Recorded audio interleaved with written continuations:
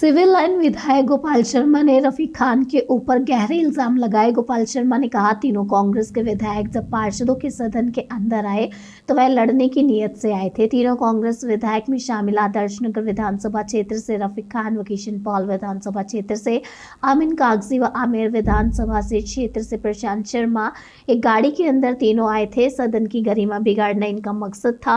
राष्ट्रगान पर तीनों विधायकों ने अपमान किया, इसलिए उनकी गिरफ्तारी होनी चाहिए। राष्ट्रगान होते समय तार निकाल करके फेंकना देशद्रोही गतिविधि है और इसके लिए रफीक खान जी को गिरफ्तार किया जाना चाहिए। मैं जी लगा रहा हूं, वो भी गलत है। आज कुछ कांग्रेसी पार्षद आपकी तरफ मारने भी दौड़े, जिन्हें रोकने के लिए बीजेपी पार्षदों को आगे आना पड़ा। आपको लगता है ये सही था? देखिए, इसमें हम क्या कहेंगे।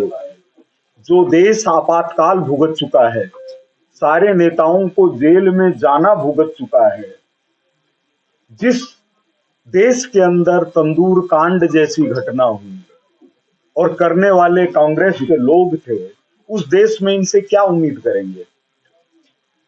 लेकिन उसका बाल बांका नहीं हो सकता जिसका प्रभु रक्षक होता है।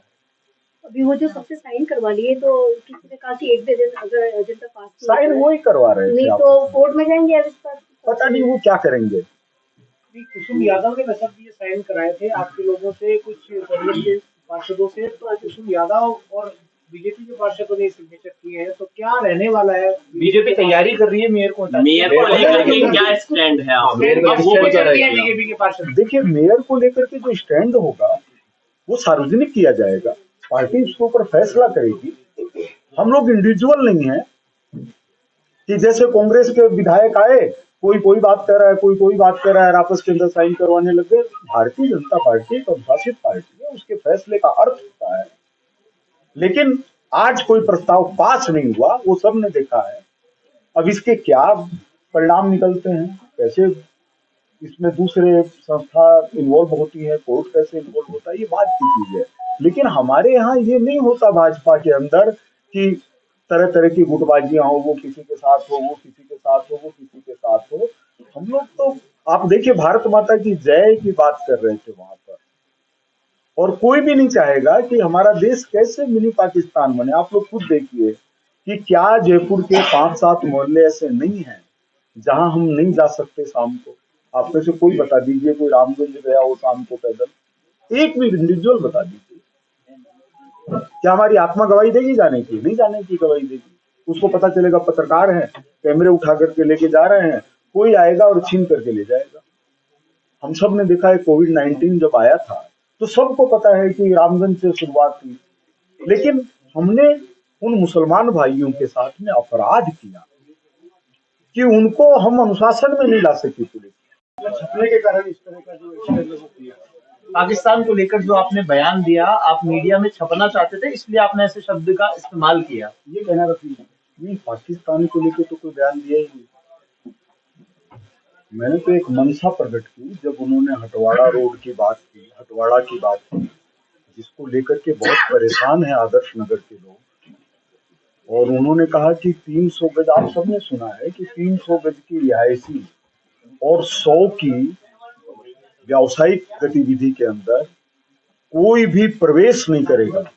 और आप लोगों ने सुना हो तो उन्होंने तो उस धमकी भरे अंदाज के अंदर कहा कि वो अधिकारी यहाँ से सुन ले कि इस तरह की चीज हम बर्दाश्त नहीं करेंगे।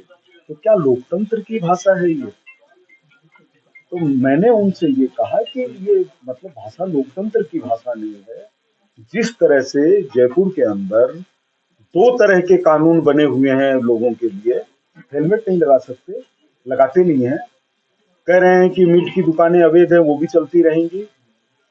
हम चाहे जिसको जैसे भी आचरण कर सकते हैं, सड़क को चाहे जब रोक सकते हैं, चाहे जहां हम हटवाड़ा लगा सकते हैं। तो मैंने कहा कि जयपुर को मिनी पाकिस्तान नहीं बनने देंगे। इसका आशय है कि इससे क्या होगा कि आर्थिक गतिविधियां रुक जाएंगी। आज पाकिस्तान के अंदर किसी तरह का आर्थिक विकास है ही नहीं। कहाँ भारत, कहाँ पाकिस्तान, लोग यही नहीं जानते कौन पाकिस्तान का प्रधानमंत्री है। तो हमने कहा कि हम इसको विकास की दृष्टि से देखते हैं और इसको हम मिनी पाकिस्तान नहीं बनने देंगे।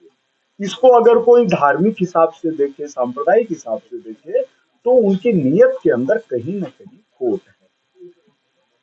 साधारण सभा की बैठक जो एजेंडों पर चर्चा होनी चाहिए थी, लेकिन वो सार्थक चर्चा हो नहीं पाई। कितना संतुष्ट है आप इस साधारण सभा की बैठक से? नहीं, बिल्कुल संतुष्ट नहीं हूँ। यह बात जब कही कांग्रेस के विधायक ने ही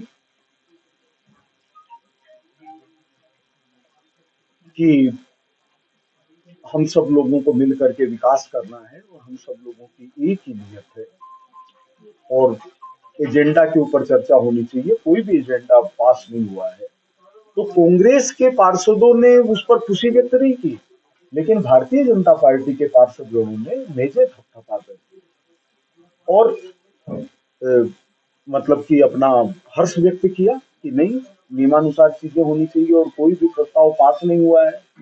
लेकिन आज की जो घटना है, जिसके लिए विशेष रूप से मेरे को तकलीफ हुई, जो आपने शुरू में विषय उठाया, मैं अपने के मन को दबाना चाहता था लेकिन दब नहीं पा रहा है। उसका कारण ये है कि रफीक खान जी की गिरफ्तारी होनी चाहिए।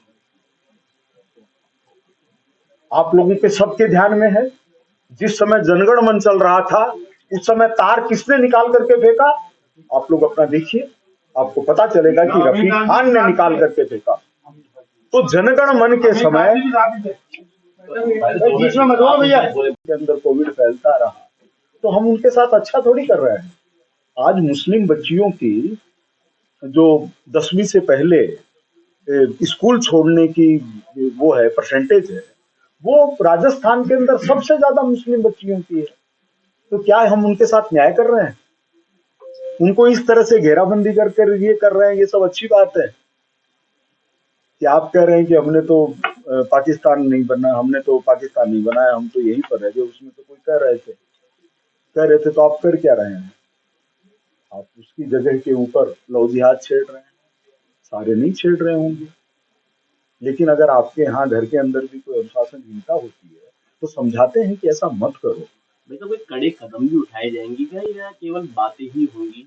ये मिनी पाकिस्तान की जो आप बात कर रहे हैं, रामगंज की आप बात कर रहे हैं, इसको लेकर कड़ी ये विषय डाइवर्ट हो जाएगा, ये विषय डाइवर्ट हो जाएगा।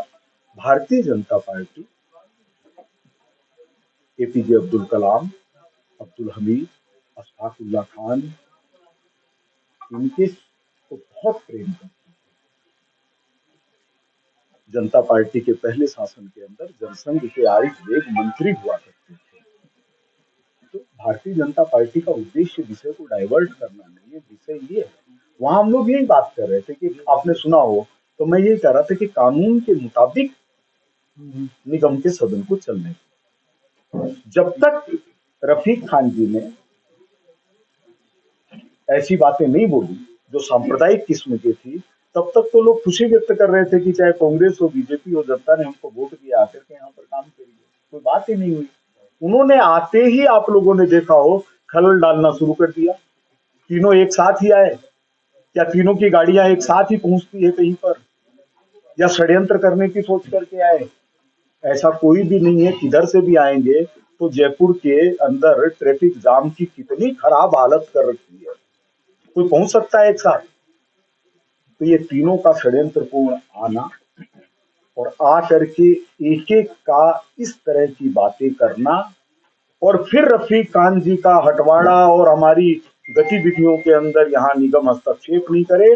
और उन्होंने, मेरे को ध्यान आता है, ऐसा शब्द भी इस्तेमाल किया था कि फिर उस अफसरों की क्या दुर्गति होगी, ये भी देख लीजिएगा। ये क्या है? ये कानून व्यवस्था? आप विधायक हैं, शर्म आनी चाहिए। आप कह रहे हैं कि हम अधिकारियों की दुर्गति करेंगे, ये कहना क्या गैरकानूनी नहीं है?